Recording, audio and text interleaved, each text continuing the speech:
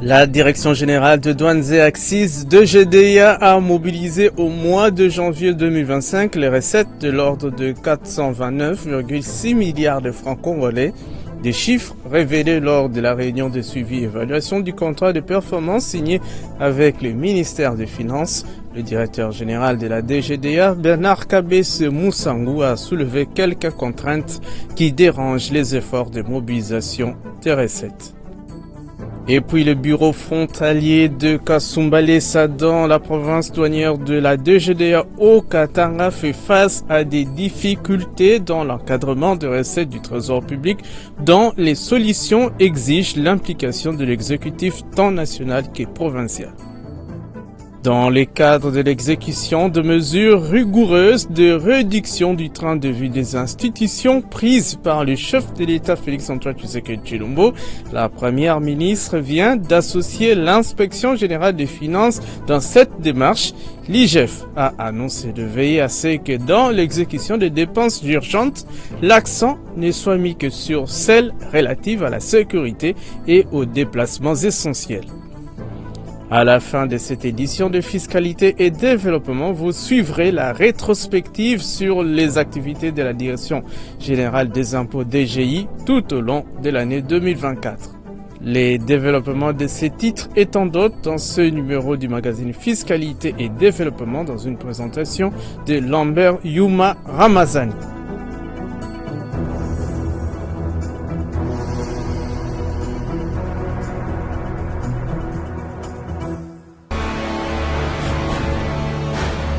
Agence Galaxy Media, la passion de développer la RDC. Heureux de vous retrouver à travers ce nouveau numéro de Fiscalité Développement, votre magazine hebdomadaire d'information économico-financière et questions de développement en République démocratique du Congo. Édition que nous dédions à nos compatriotes de l'Est de la République en général et à ceux de Goma en particulier, victimes des affres de la guerre. Le directeur général des douanes et axes de GDA, Bernard Kabese Mousangou, a présidé jeudi 6 février 2025 au bâtiment administratif de la douane congolaise la réunion de suivi-évaluation du contrat de performance signé avec le ministère des Finances. Il s'avère qu'au mois de janvier 2025, la DGDA a mobilisé les recettes de 429,6 milliards de francs congolais. Cependant, le patron de la douane congolaise a énuméré aussi quelques contraintes qui dérangent les efforts de mobilisation de recettes au sein de sa régie financière. Les explications de Didi Mavambo Nombolo Pepe, Frédéric. Organisée en présentiel et par visioconférence, cette réunion a mis comme d'habitude autour du directeur général de la DGDA, Bernard Kabese Mousangou, les directeurs centraux et provinciaux de la douane congolaise. Plusieurs points figuraient à l'ordre du jour, notamment l'évaluation du niveau de mobilisation des recettes.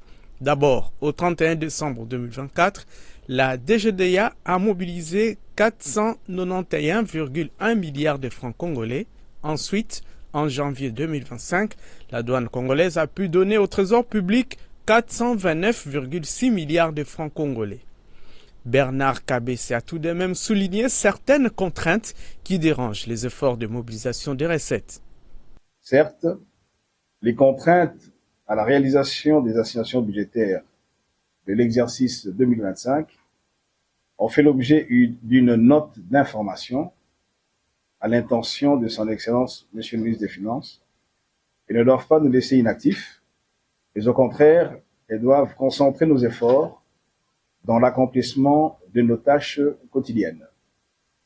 Ces contraintes résultent de la mise en œuvre de certaines dispositions de la loi de finances numéro 24/011 du 20 décembre 2024 pour l'exercice 2025, de l'application du décret numéro 2407 du 9 septembre 2024 portant suspension de la perception de la taxe sur la valeur ajoutée et rabaissement des taux des droits et taxes et redevances sur les produits alimentaires de première nécessité, ainsi bien sûr de la situation sécuritaire prévalant dans les provinces du Nord et du Sud Kivu et ses effets directs et indirects sur les activités d'autres provinces douanières, on a eu des conséquences, notamment au mois de janvier, sur Kinville et Kinaïro. C'est la première réunion de l'année 2025 de suivi évaluation du contrat de performance signé avec le ministère des Finances qui a démarré avec le message de solidarité du directeur général de Douanes et Accises, Bernard Kabeso Mousangou, aux populations de l'Est de la République démocratique du Congo, victimes de l'occupation illicite de l'armée rwandaise. Je voudrais avant toute chose exprimer ma pleine solidarité avec nos compatriotes de l'Est et avec la communauté douanière de cette partie de la République qui est confrontée aux affres de la guerre. À en croire certaines sources, le système de prise en charge électronique des marchandises, Sidonia, est désactivé au bureau de douane de Goma dans le Nord Kivu. Cela a un impact négatif sur la mobilisation des recettes fiscales en général et douanières en particulier dans cette partie de la République sous occupation illicite de l'armée rwandaise et ses supplétifs du M23. Nous restons dans cet ordre, Didier, pour vous dire que principale porte d'entrée des marchandises en République démocratique du Congo, le bureau frontalier de Kasumbalesa, dans la province douanière du Haut-Katanga, fait face à des difficultés dans l'encadrement des recettes du trésor public dont les solutions exigent l'implication de l'exécutif provincial et national. Votre magazine a fait un coup de projecteur sur Kasumbalesa et vous propose ce reportage. Kasumbalesa, c'est ici. La plus grande porte en termes de flux de marchandises qui entrent en RDC et qui en sortent. Et c'est dans la province douanière du Haut-Katanga que dirige le directeur Tambwe Kankou. C'est ici que bat le plus fort le cœur de Bernard Kabeso Mousangou, directeur général de la DGDA, ainsi que de son comité de gestion qui attend le meilleur encadrement des recettes comme partout en RDC. Avec les assignations croissantes, les stratégies, les aménagements internes décidés par la direction générale de la douane congolaise ont conduit le sous-directeur Pascal Ipengo à la tête du bureau de Kasumbalesa, en remplacement de Aimé Kilosho. Un souffle nouveau pour mobiliser davantage des recettes douanières. Pour y arriver, le nouveau patron de Kasumbalesa a pris des mesures remettant les hommes au travail et au respect strict des textes légaux en matière de dédouanement tels que recommandés par le directeur provincial de la DGDA au Katanga. Entouré de ses plus proches collaborateurs, dont Doudou Ndoua, inspecteur de la brigade, le sous-directeur Ipengo est toujours le dernier à quitter le bureau après 20 heures. Et le lendemain, leur journée commence au Champ du Coq. Il est 6 heures lorsque le sous-directeur fait déjà la ronde des installations douanières de Kasumbalesa. J'arrive au bureau à 6 heures juste, tel que c'était convenu, c'était prescrit et entre la Zambie et la RDC et pour qu'il y ait fluidité du trafic au niveau de la frontière. La douane, elle est là depuis 6 heures. Donc les personnes, les véhicules, les déclarants qui sont prêts avec les véhicules, avec les marchandises, peuvent dès cette heure ici, venir avec les véhicules pour sortir. Donc maintenant, tout dépend maintenant des formalités douanières qui doivent accomplir nos partenaires, les déclarants, les transporteurs. Mais la douane est là disposée, là depuis 6 heures, pour attendre la sortie et dès qu'il y a un cas de sortie, elle autorise la sortie des marchandises. Mais tous ces efforts en interne, qui ont pour visée d'évacuer le plus des marchandises possibles et ainsi monter sensiblement les recettes douanières, butent à des difficultés exogènes. D'abord, la problématique de rupture des charges et des transbordements du côté de la partie zambienne qui occasionne un sérieux coulage des recettes, alors que la question revient sur la table des négociations de la bipartite Zambie-RDC depuis des années. Mais ce qui arrive, c'est malheureux. La pratique qui se fait au niveau de la frontière Kasumbalesa, qui consiste au transbordement systématique de toutes les marchandises qui sont destinées à la République démocratique du Congo, du côté de la Zambie.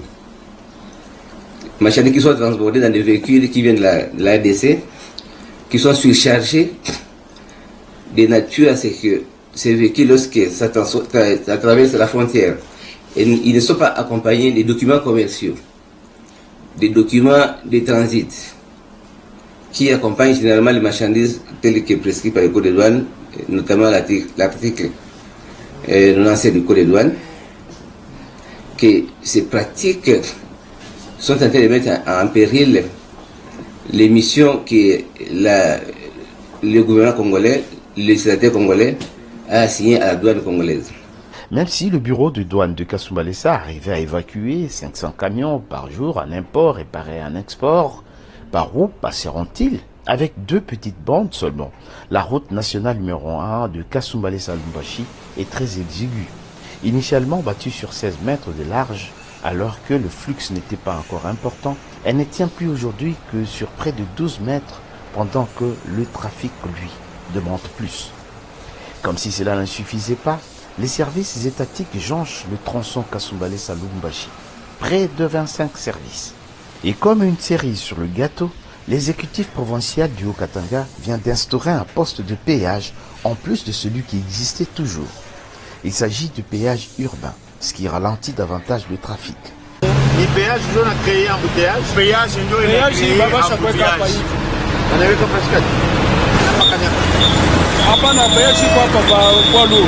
Cette congestion se répercute sur le système de suivi électronique des cargaisons, le SISECT. En effet, la rotation des scellés électroniques est bloquée et ces dispositifs de suivi des marchandises à poser sur chaque camion ne sont plus disponibles, ce qui oblige l'administration douanière à prendre certaines mesures dérogatoires.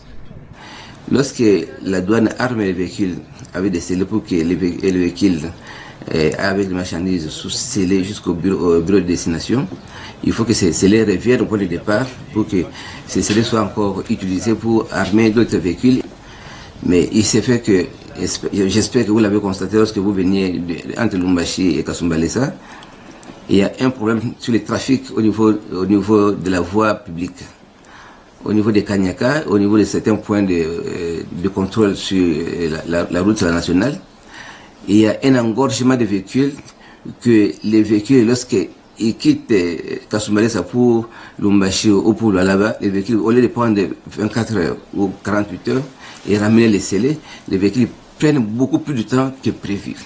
Et la conséquence de cela, c'est que les scellés sont retenus, ils ne rentrent pas au point de départ pour armer d'autres véhicules et pour conduire les marchandises et désengorger les installations des KBP ici où nous sommes à la frontière. Et nous avons relevé qu'au niveau même de Kanyaka, on a trouvé, la douane a identifié 25 services qui sont là au niveau de Kanyaka. En principe, Kanyaka, c'est un checkpoint de la douane pour contrôler si les marchandises qui passent là ont été déclarées à la frontière, si elles sont accompagnées de documents. Ces checkpoints ne pouvaient pas faire l'objet de la présence de plusieurs services, qu'on a identifié 25, ce qui complique le passage de véhicules à ce niveau et il constitue maintenant actuellement un goulot d'étranglement. Il va sans dire que la porosité de la frontière et la contrebande sont parfois accompagnés par les hommes en uniforme.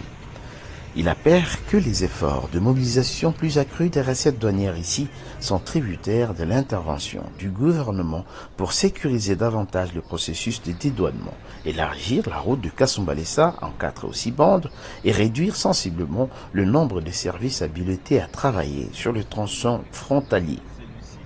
Sans parler bien sûr de la réduction des postes d'arrêt obligatoires des camions pour réduire sensiblement le temps de route et favoriser ainsi la rotation des camions et des scellés électroniques. À ce prix, les résultats attendus par la Direction générale de la douane et donc par le gouvernement seront plus que éloquents. En rapport avec l'effort de guerre, le secrétariat général de l'environnement et du développement durable et la direction générale des recettes administratives, judiciaires, domaniales et de participation de Gérard appellent les opérateurs assujettis aux taxes rémunératoires annuelles et des pollutions à déposer leur déclaration au plus tard le 31 mars 2025. Plus de détails dans cette lecture. Le secrétariat général de l'environnement et développement durable et la direction générale des recettes administratives, judiciaires, domaniales et des participations DGRAD rappellent aux opérateurs économiques exploitant les installations classées de la catégorie 1A assujetties aux taxes rémunératoires annuelles GRA et des pollutions TAPO que la déclaration des éléments d'assiette taxables intervient au plus tard le 31 mars de l'exercice. Ainsi, les opérateurs concernés sont invités à déposer leur déclaration auprès de la direction des établissements humains et protection de l'environnement 6 avenue Papa Iléo, ex-des cliniques, numéro 15 dans la commune de la Gombe, conformément à l'article 7 de l'arrêté interministériel numéro CAB-EDD-004-2020 et numéro CAB-Finance-2020-071 du 24 juillet 2020 ou plus tard le 31 mars 2025. Les paiements des dites taxes pour l'exercice en cours devront intervenir au plus tard le 15 juin pour la TRA et le 15 juillet pour la TAPO conformément aux dispositions légales.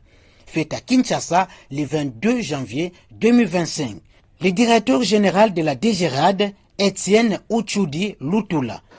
Dans le cadre de l'effort de guerre, la première ministre Judith Suminwa Tuluka a échangé le jeudi 6 février dernier à la primature avec la délégation de l'inspection générale des finances IGF, conduite par l'inspecteur général chef de service Jules Alinguette Key. Les discussions ont porté sur le renforcement du contrôle et la rationalisation des dépenses publiques. Les détails avec Didi Mavambo, Nombo Lopebe. Cette rencontre entre la première ministre Judith Suminwa Tuluka et la délégation de l'inspection générale de finances IGF, conduite par l'inspecteur général chef de service Jules Alinguette Key, rentre dans le cadre des dispositions prises pour la rationalisation des dépenses publiques, suivant les orientations données par le chef de l'État Félix-Antoine Tshisekedi Tshilombo. Dans le but d'observer une discipline budgétaire stricte, la chef de l'exécutif national a jugé opportun de solliciter les services de l'IGF pour un suivi et un encadrement rigoureux des finances publiques. L'objectif étant la réduction du train de vie des institutions et l'orientation des dépenses urgentes vers le secteur prioritaire, notamment la sécurité et les missions essentielles. Un arrêté interministériel a été pris pour encadrer les dépenses en mode urgente. Jules Alinguette Key a loué la détermination de la première ministre axée sur la bonne gouvernance financière.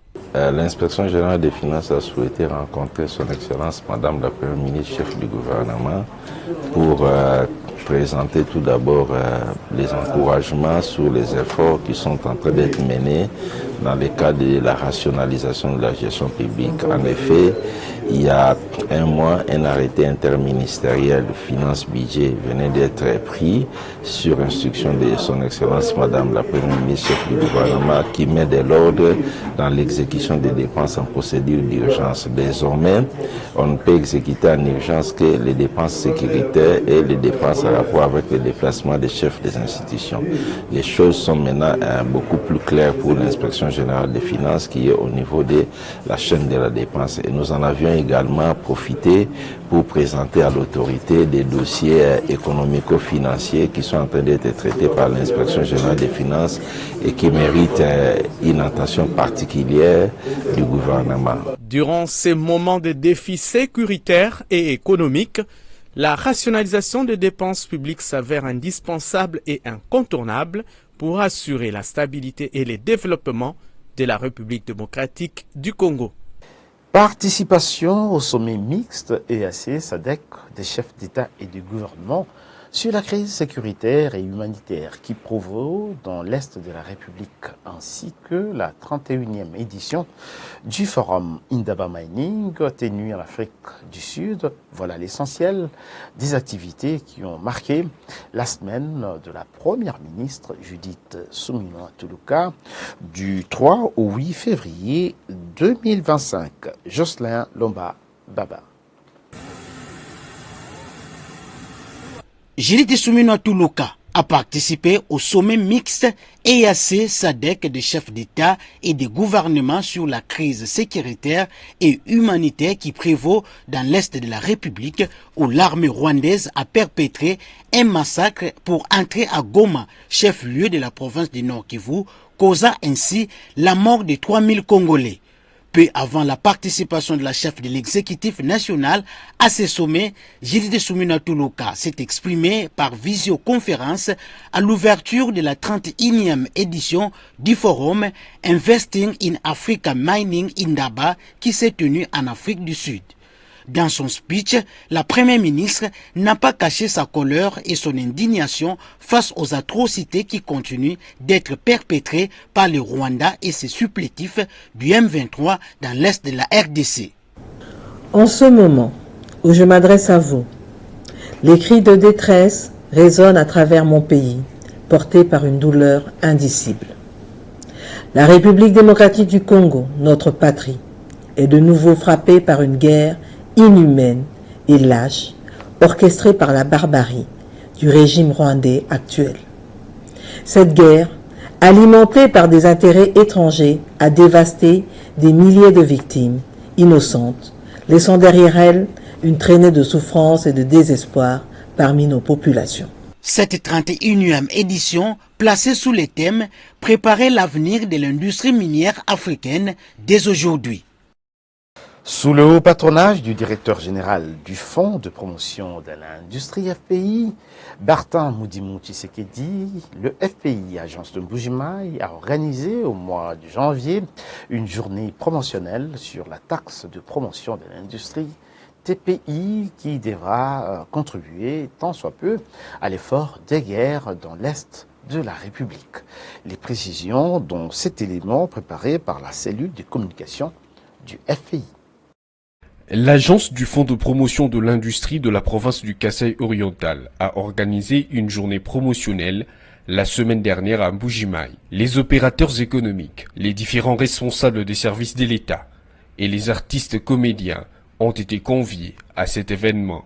Selon le chef d'agence du FPI, Bessi Kazadi, l'objectif de cette journée était de sensibiliser les assujettis à faire des déclarations correctes de la taxe de promotion de l'industrie dans le délai. Cette taxe contribue non seulement au financement et à l'intégration de l'industrie locale, mais aussi à la réalisation des ouvrages d'utilité publique. L'hôpital de la Mouya et l'école du 4 janvier à Mbuji-Mayi par exemple ont été construits grâce aux subventions issues de cette taxe collectée dans d'autres provinces. Toutes ces subventions sont les fruits de la taxe de promotion de l'industrie locale, payée par les assujettis des autres provinces, car la quote-part de notre province de Mbuji-Mayi ne représente presque rien. Voilà pourquoi nous vous appelons à un devoir civique, chers industriels, à déclarer vos productions afin que notre chère province du Kasaï oriental soit aussi compté parmi les meilleurs. Bien avant cette journée, le directeur général Bertin Moudimou Tshisekedi a visité la ferme avicole de l'ONG Action pour le développement humanitaire de Congolais dans le territoire des Miabi. Cette ASBL a été subventionnée par le Fonds de promotion de l'industrie pour promouvoir l'autosuffisance alimentaire dans la région. C'est un exemple illustratif de cette prise en charge de soi-même, parce que l'État lui-même ne saura pas engager toutes les Congolaises et tous les Congolais. Et donc il faut que les Congolais, même par l'activité créatrice, génèrent des emplois et commencent à se prendre en charge. Ça sera en tout cas intéressant pour la population congolaise. Encourageons les populations qui s'y prennent dans les travaux de fabrication des aliments pour que, en tout cas, à la longue, nous puissions assurer notre indépendance alimentaire. Les opérateurs économiques du Kasaï doivent payer cette taxe pour obtenir plus de financement de la part du Fonds de promotion de l'industrie afin de développer leurs projets industriels. La Direction générale des impôts DGI n'a cessé de redoubler d'efforts dans la mobilisation toujours accrue des recettes fiscales. pour l'année 2024 sur les prévisions de 14 016 milliards de francs congolais. L'administration fiscale congolaise a mobilisé plus de 15 113 milliards de francs congolais, soit un taux d'exécution de 108%. Ceci grâce, entre autres, aux nombreuses activités réalisées cette année au fin d'une mobilisation plus accrue des recettes. Découvrons de façon chronologique dans cette édition de Fiscalité et Développement les activités organisées par la DGI tout au long de 2024. Une rétrospective signée Prisca Sekana dans une réalisation de Christian. Campagne de sensibilisation au civisme fiscal en milieu religieux, séminaire des directeurs des impôts, lancement de la campagne sur l'acquisition en ligne de la nouvelle carte rose avec puce, matinée fiscale d'information et d'échange sur la facture normalisée et l'utilisation de dispositifs électroniques fiscaux DEF, cérémonie officielle du doctorat honoris causa, visite du ministre des Finances à la direction générale, participation du DG à l'atelier du CREDAF, prestation des serments de transfert-receveur de la Direction générale des impôts DGI. Voici, de manière chronologique, les films de quelques activités organisées par cette régie financière durant l'année 2024.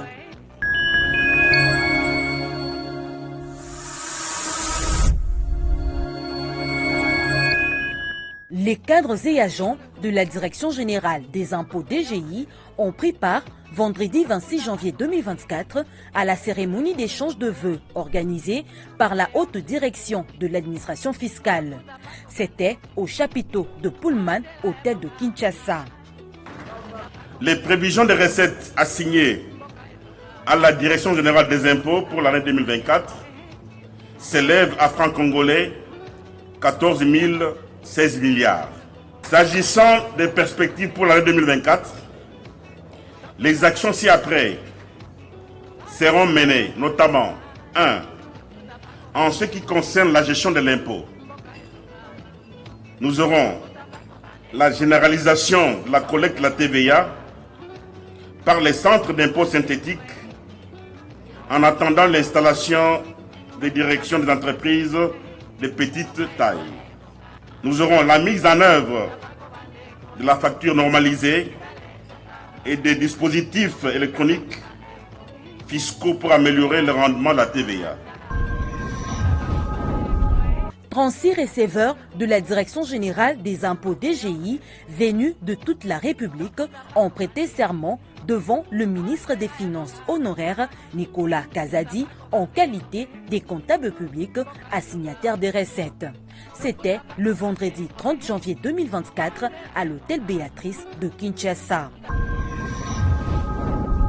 Le réseau des parlementaires congolais pour le développement durable, membre de l'Union interparlementaire, en partenariat avec le programme des Nations Unies pour le développement PNUD, a décerné mercredi 21 février 2024 au directeur général des impôts, Barnabé Mwakadi Mwamba, un diplôme de mérite en reconnaissance des performances réalisées à la tête de cette régie financière.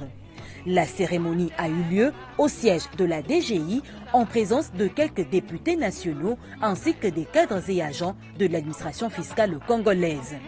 La loi des finances exercice 2024 a assigné à la Direction générale des impôts DGI les recettes de l'ordre de 14 016,4 milliards de francs congolais, soit un taux d'accroissement de 19,55% par rapport aux réalisations de l'exercice de 2023 qui était de 11 724 milliards de francs congolais.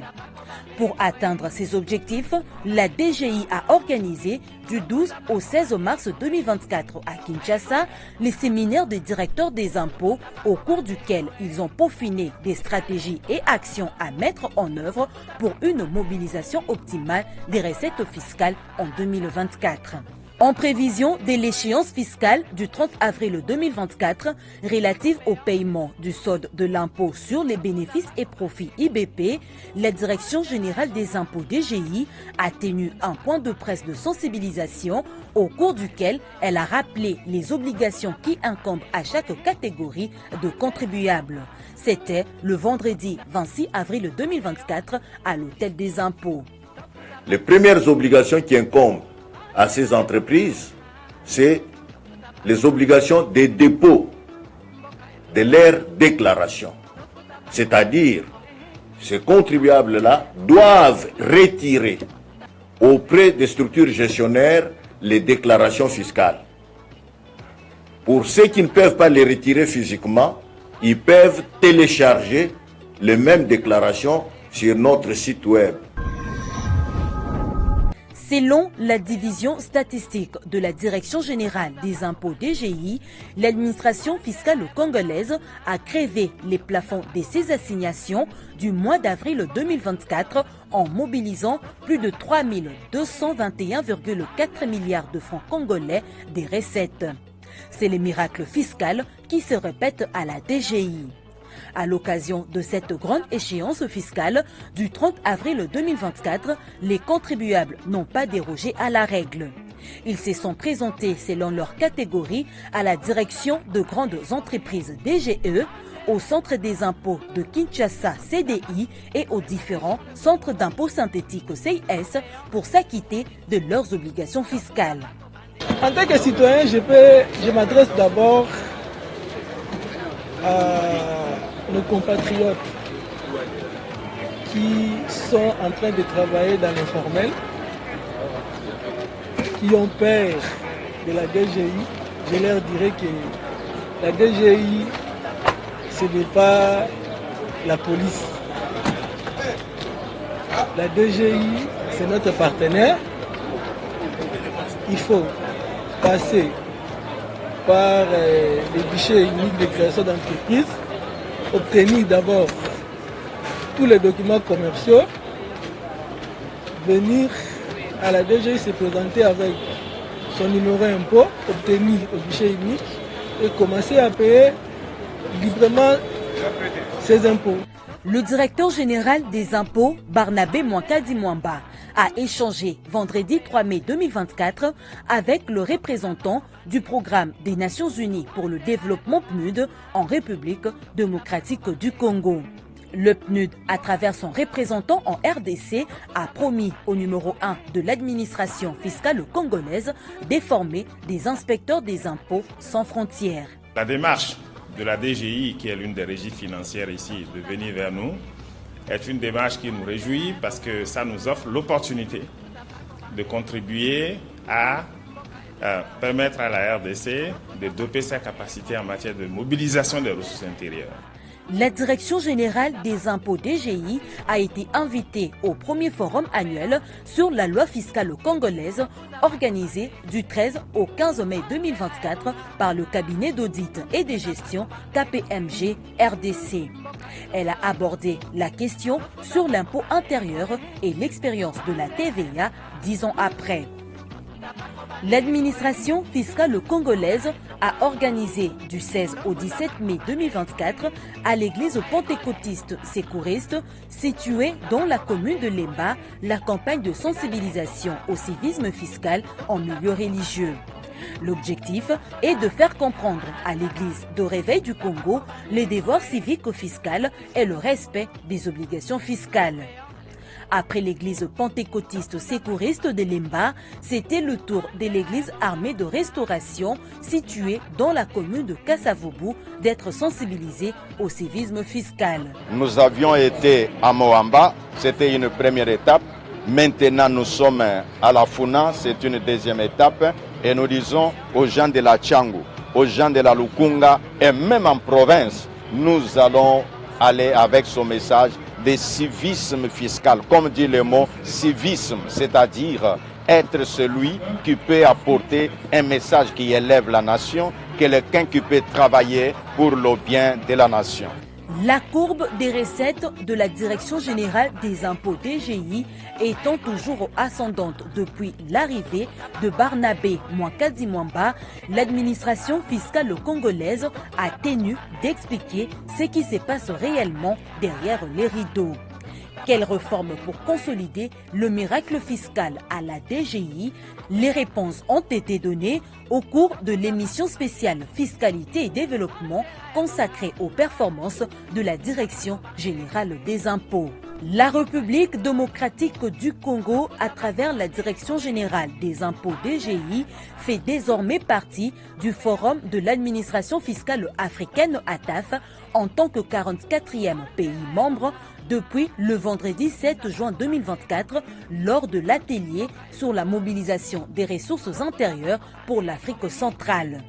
L'ATAF est une organisation internationale d'adhésion des autorités fiscales africaines qui vise la mise en place de l'administration fiscale efficiente et efficace en Afrique. La cérémonie de la dite adhésion a eu lieu à Rotana Hotel dans la commune de La Gombe.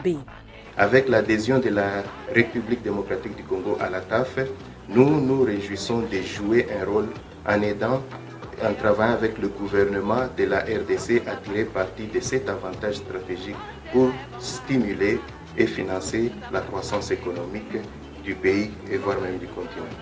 Brazzaville, capitale de la République du Congo, a vécu du 11 au 14 juin 2024 la 40e Assemblée générale couplée avec la 37e conférence annuelle du Cercle des réflexions et d'échanges des dirigeants des administrations fiscales CREDAF.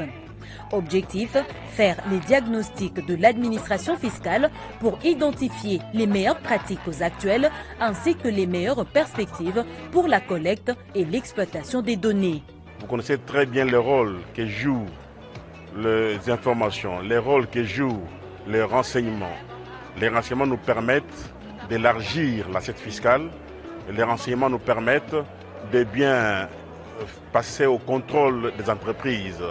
C'est très capital et aussi dans le déroulement des travaux du contrôle fiscal. Sans les recoupements, il est difficile de bien faire le contrôle fiscal. Sans les recoupements, il est difficile d'élargir l'assiette fiscale. Pour la clôture de la campagne de sensibilisation au civisme fiscal en milieu religieux, organisée par la Direction générale des impôts DGI en collaboration avec l'Église du Réveil du Congo et RC, l'Église Famille Genèse au quartier Masikita dans la commune de La Gombe a été choisie comme cadre. Objectif de cette campagne, apprendre au peuple de Dieu comment contribuer au développement du pays grâce à la culture fiscale. L'Ordre national des experts comptables ONEC RDC a organisé du jeudi 11 au vendredi 12 juillet 2024 son premier congrès des experts comptables à Kinshasa sous le thème « La RDC face aux défis de la transparence financière ». Invité à prendre part à ces assises, la Direction générale des impôts DGI a été représentée par deux panélistes, respectivement Isangoma Mavungu, directeur des études statistiques et communication, et Bertin Moudahama, chef de division. Vous savez que la DGI compte beaucoup sur la facture normalisée pour maîtriser les rendements de la TVA. C'est comme ce qu'a toujours répété notre DG que les recettes qu'on fait pour la TVA ne satisfait pas les DG. Parce qu'elle a toujours dit que si nous avions des instruments appropriés, on pouvait peut-être doubler et voire tripler les recettes de la DG. Alors, parmi ces instruments, la facture normalisée nous a été proposée par le gouvernement. Bon, c'était d'abord les caisses enregistreuses. Donc ce sont des propositions qui datent, qui malheureusement n'ont pas été mises en place depuis lors. Et on avait peut-être des reproches aussi du Parlement et pour ça. Mais maintenant nous voyons qu'il y a une certaine volonté du gouvernement d'aller à l'avant pour qu'il y ait l'effectivité de cette facture normalisée. Et à chaque fois qu'il y a un forum où il est question de cette matière, les DG prennent soin de nous déléguer pour expliquer davantage ce que la facture normalisée et ce que nous attendons de cette facture normalisée. L'Asbel Bravo X a remis un trophée au cours d'une cérémonie organisée vendredi 26 juillet 2024 au directeur général des impôts Barnabé Mwakadi Mwamba pour avoir distingué dans la gestion et la mobilisation des recettes. C'était en présence de quelques cadres et agents au siège de cette régie financière. Le ministre des Finances Doudou Fwamba Likunde Libotaï était le mercredi 21 août 2024 en visite de travail à la Direction générale des impôts DGI. L'Argentine nationale est allée moraliser et conscientiser les cadres de cette régie financière sur les missions qui leur sont confiées. Il a beaucoup insisté sur les réformes à poursuivre afin de permettre à l'administration fiscale congolaise d'être plus efficace et d'atteindre les objectifs fixés dans la mobilisation des recettes fiscales. Lorsque vous regardez les défis de notre pays, vous regardez les niveaux de la pression fiscale que nous avons dans ce pays, ensemble nous allons comprendre qu'il y a encore davantage de réformes et des objectifs à atteindre pour une mobilisation maximum du potentiel des recettes ou des ressources que nous avons dans notre pays. Mais cela ne peut pas se faire dans un seul jour, c'est un chemin. Le parcours qui a été déjà réalisé est exceptionnel. Je reste optimiste sur les différentes réformes qui sont annoncées et que je crois qu'en mettant ces réformes en œuvre, nous allons élargir l'assiette fiscale de notre pays, mais également mobiliser autant de ressources. Barnabé Mwakadi Mwamba, directeur général des impôts, est élevé à titre honorifique de Dr Honoris Causa lors d'une cérémonie officielle qui s'est déroulée vendredi 23 août 2024 à l'Université chrétienne de Kinshasa Usekine dans la commune de Ngaliema. La DGI a procédé au lancement officiel de la campagne pour l'acquisition gratuite en ligne des nouvelles cartes roses avec puce par le propriétaire des véhicules détenteurs de volets jaunes ou d'anciennes cartes roses. Objectif principal de cette initiative est de renforcer la mobilisation des recettes publiques. C'était le mercredi 4 septembre 2024 à Béatrice Hôtel dans la commune de La Gombe. La remise de la nouvelle carte rose aux propriétaires des véhicules automoteurs est subordonnée à la détention d'une police d'assurance en cours de validité. Et pour les propriétaires qui n'en disposent pas, ils devront impérativement souscrire à l'occasion d'une police d'assurance qui, comme vous le savez, entraîne le paiement de la taxe sur la valeur ajoutée et génère pour les sociétés d'assurance des revenus imposables à l'impôt sur les bénéfices et profits. Dans l'objectif d'accroître non seulement les recettes de l'État congolais, mais aussi de préparer les contribuables à l'utilisation de ces dispositifs en vue d'empêcher en temps réel la manipulation frauduleuse des ventes effectuées par les entreprises ou à leur non-déclaration par la facture normalisée, la Direction générale des impôts DGI a organisé au Centre national de coordination de la formation au développement Sénacof en sigle une série de formations de formateurs sur l'utilisation de la facture normalisée. C'était dans le cadre de la mise en œuvre de la première phase de la facture normalisée et des dispositifs électroniques fiscaux DEF. Il s'est tenu du 25 au 29 novembre 2024 à Asunción, capitale du Paraguay, la 17e réunion plénière du Forum mondial sur la transparence et l'échange de renseignements à des fins fiscales de l'Organisation de coopération et de développement économique OCDE. Prenant part à ces assises, le directeur général de l'administration fiscale congolaise, Barnabé Mwakadi Mwamba, a déclaré que l'échange international des renseignements à des fins fiscales constitue une opportunité à saisir pour la RDC dans l'élargissement de son assiette fiscale. soucieux d'améliorer l'efficacité des contrôles fiscaux dans les pays plus rapprochés de l'Union européenne et de permettre une contribution juste et équitable de tous les contribuables, la République démocratique du Congo a décidé d'adhérer et est devenu le 170e membre du Forum mondial depuis le 1er décembre 2023. La Direction générale des impôts DGI a organisé le 12 et 13 décembre 2024 une série de matinées fiscales d'information et d'échange sur la migration digitale de la facture normalisée et des dispositifs électroniques fiscaux DEF. C'était à l'intention des opérateurs économiques œuvrant au Congo-Kinshasa. Objectif, présenter aux entreprises les résultats de la phase expérimentale et rencontrer les préoccupations d'ordre opérationnel.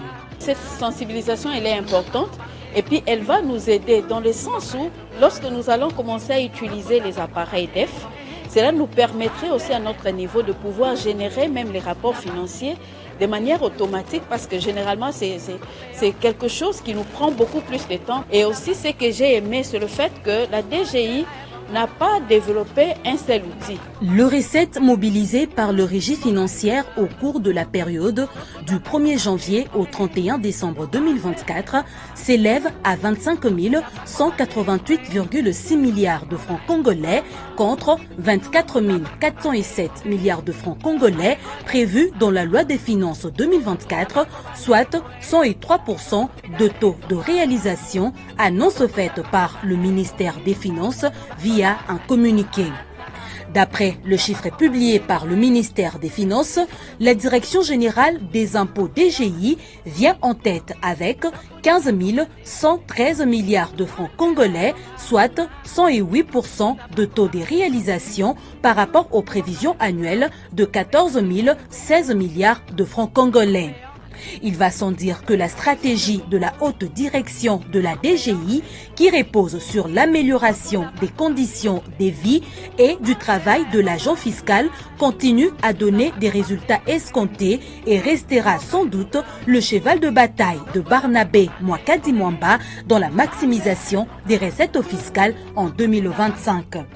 En ce qui concerne le perspective d'avenir, sous l'impulsion de l'argentier national Doudou Fwamba Likunde Libotai, l'administration fiscale congolaise qui venait de lancer en 2024 deux réformes majeures, à savoir la campagne sur l'acquisition en ligne de la nouvelle carte rose avec puce d'une part et d'autre part le démarrage de la facture normalisée et des dispositifs électroniques fiscaux DEF qui concernent tous les assujettis à la taxe sur la valeur ajoutée TVA vont permettre à l'administration fiscale congolaise d'élargir plus que par le passé son assiette fiscale et de crever tous les plafonds des assignations budgétaires.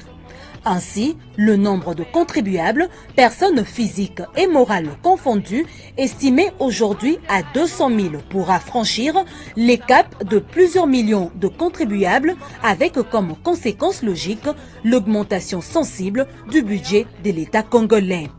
Ces budgets estimés aujourd'hui à 18 milliards de dollars américains pourra ainsi tripler, voire quintupler à la fin du deuxième quinquennat du président de la République, Félix Antoine Tshisekedi Tshilombo.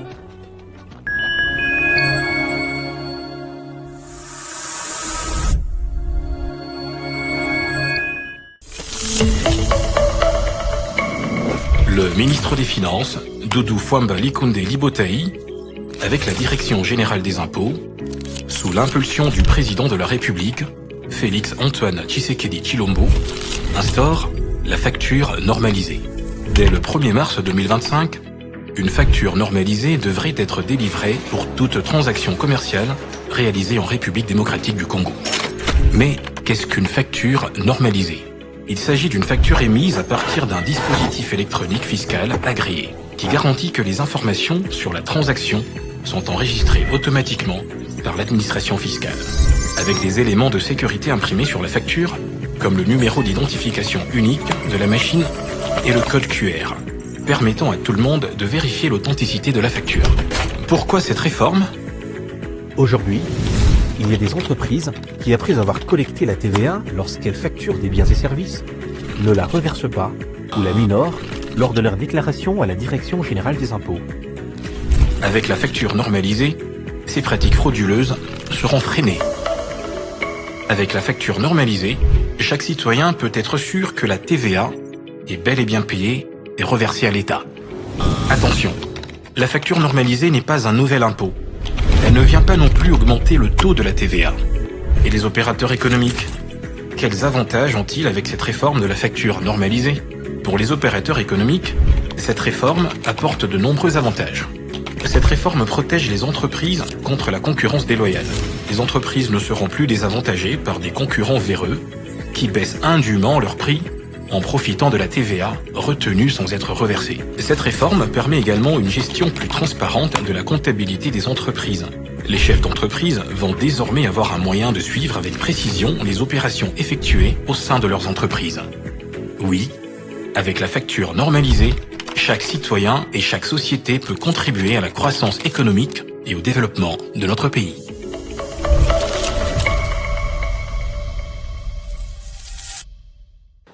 Ce numéro du magazine Fiscalité et Développement est ainsi terminé. Merci de l'avoir suivi. Et nous sommes des cœurs, tel que nous l'avons dit à l'entame de cette émission, avec nos compatriotes de l'Est de la République en général et ceux de Goma en particulier, victimes de la guerre avec toutes ses conséquences. Restons donc tous mobilisés pour notre patrie, car dans cette guerre, la RDC sortira vainqueur. Le programme continue sur votre chaîne.